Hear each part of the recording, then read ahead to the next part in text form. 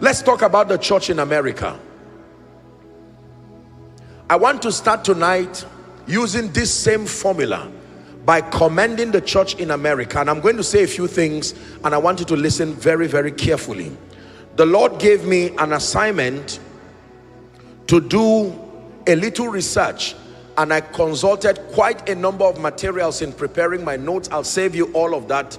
I just wanted to look at a few statistics and a few references and books that have been written about the role of America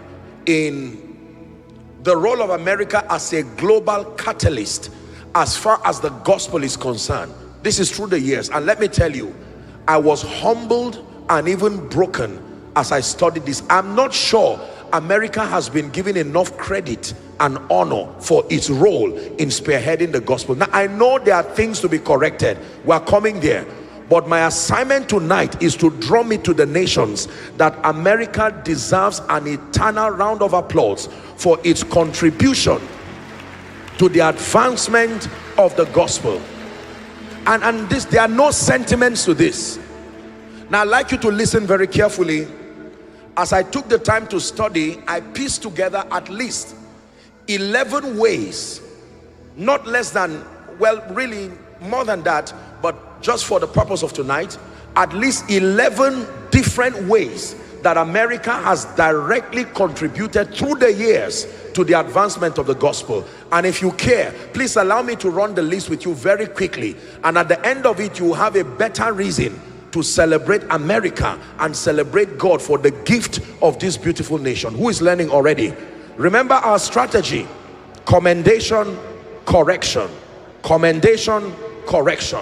Now this is commendation. Here is a summarized list I wrote of the various ways that the United States of America has served the body of Christ globally as a catalyst for the advancement of the gospel. I'm sure that many pastors, with all due respect, have not even taken the time to study this. I was inspired and it became instructive to me as a person. Let me run the list very quickly. Number one, the first way America has contributed through the years and even now in many regards to the advancement of God's program and the gospel globally. Number one, the deployment of foreign missionaries. I'm not sure there's any nation on earth that I'm aware of that has been very active and intentional as far as deploying missionaries and mission agencies to help drive the gospel across the globe. That includes Africa, includes Asia. Is that true? Am I right on that?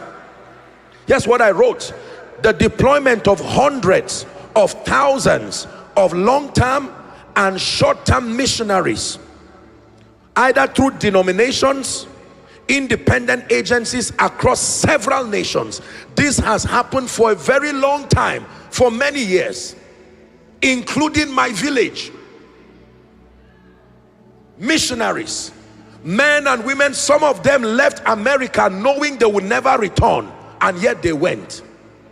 Some of them left their wives, kissed their children goodbye. They knew it was the last time, yet for the gospel it was worth it. Some of them literally left and lived in Africa or lived in all kinds of demonic and infested places with harsh political, economic climates, and they did not go back until they died there. You go around Africa, go around Asia, go around, several parts of the globe, you will find the graves of many American missionaries as a testament of their contribution to the gospel. And this is only number one. Number two,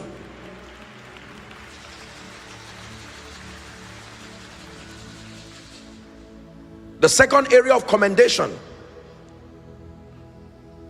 the hosting of global evangelistic crusades and campaigns. Did you know America arguably has raised some of the people who have driven the greatest evangelistic campaigns and crusades across the globe? Those who have joined the cloud of witnesses like Billy Graham, T.L. Osborne, Reinhard Bonnke. Come on. Now today we have stepped into their shoes, but they showed us it was possible. Even when we did not know it was possible, they packed stadiums and auditoriums and shouted the name of Jesus until they became old. Is someone learning now? Many people I know today were products of their crusade campaigns. Many preachers, many denominations came out of those evangelistic campaigns. Is somebody learning now?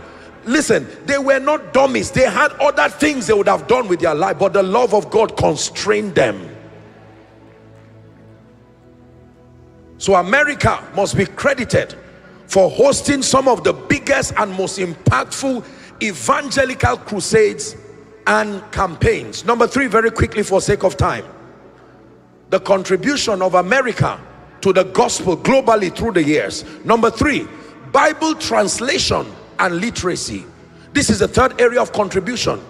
Many of you do not know that America has played a major role in translating Bibles. For an example, the Amplified Bible, the American Standard Version, and many materials that has helped believers. Growing up, I benefited from some of those materials as a little child, and see what Jesus is doing today. Is somebody learning now? Bible translation and literacy. America has been involved in funding and providing expertise and spearheading the translation of the Bible for decades. Number 4, very quickly. Is someone learning already? The fourth contribution, Christian media and television. Christian media and television. There are many people who would never know about Jesus. Believers and nations were literally mentored through TV ministries. There were faces that we saw growing up. My first encounter with certain men of God, veterans of the gospel, was through television. There was no other way I would have met them. Are we together?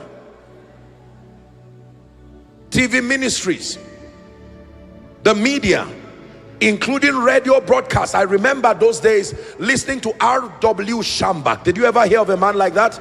R.W. Schambach. I listened a lot to his radio broadcast, and he would say, don't touch that dial. It was through TV and media we got to learn about women like Catherine Kuhlman, like Benny Hinn, like T.L. Osborne. We never met some of them in their lifetime, but the media captured and preserved their impact, and we are beneficiaries of that impact today. Give America a big hand clap. Christian media, international broadcasting stations like CBN, the 700 Club. How many of you have been blessed from it? TBN, Daystar, reaching millions of households, and some of them are still active till now, as far as I know. Some of those broadcasts, especially the radio broadcasts, got to remote places where there were no churches, and they were able to listen, and there were mighty fruits of salvation that came out from that encounter. Let me give you number 5 very quickly. The fifth contribution that America has made to the advancement of the gospel: humanitarian services and aid. Humanitarian services and aid through faith-based NGOs. America has contributed billions of dollars through the years through faith-based organizations like World Vision, Compassion International, Samaritan's Purse, and so on and so forth. They have contributed very actively to helping, providing aid, helping missionaries. Is someone learning? Humanitarian services and aid that has come through faith-based organizations. Number 6, very quickly, the sixth contribution: establishment of theological and pastoral schools of training. The establishment of theological and pastoral schools of training. America has for so long been involved in the funding and the establishment of seminaries, Bible colleges, leadership training institutes across Africa, across Asia, across Latin America, and this has happened for decades. Decades. There are still many that are, very strong today. I would not want to mention names, but many leadership institutes, online and offline. I think one of the most popular was the Maurice Cerullo School of Ministry. How many of you are aware of that?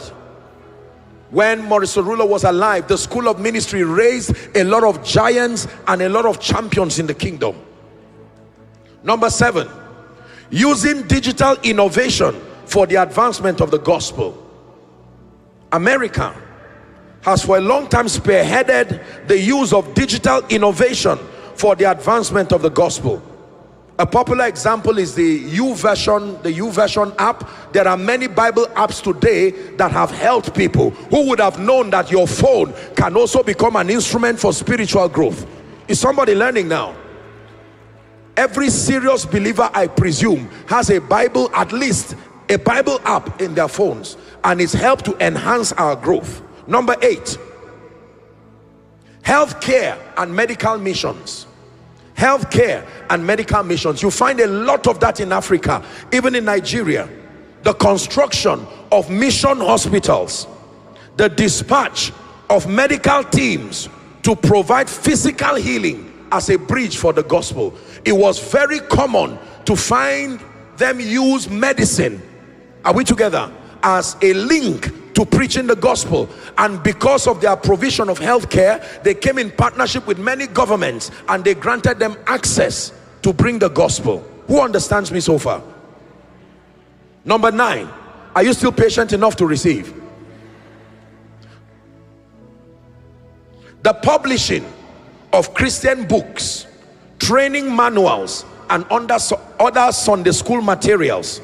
The publishing of Christian books, training manuals, and other Sunday school materials. I am a beneficiary of many books, many theological books, many training manuals that were written by Americans, American denominations. I have quite a rich library, that captures some of those materials, and they have been edifying in no small way. Number 10, the birthing and the training of youth and campus ministries. America has for a long time, in fact, I believe arguably, that they spearheaded the concept of campus ministries and youth ministries. And it's been like a spiritual school of infantry that has allowed young people to encounter Jesus on time, encounter Jesus on campuses. Campus Crusade for Christ, Navigators, and so on and so forth. These are examples of youth and campus ministries. Number 10, world missions through music and arts. World missions through contemporary music, I should say, and art. There's no denying the fact that America has played a major role in opening the body of Christ to many aspects of contemporary worship. They have used contemporary worship, they have taught us excellence in worship, and then to use the arts to glorify Jesus. Let me give you one more, and this, in my opinion, is one of the most potent contribution of America to the strengthening of the Christian faith globally: religious freedom advocacy. Religious freedom advocacy. Through the years, diplomatic and political efforts have been made to champion religious liberty across many countries that would have otherwise persecuted Christians, and that is a reality up until now. There are many efforts from the American government directly to promote religious liberty across several states and several regions where Christians have been persecuted, sometimes brutally. America, thank you.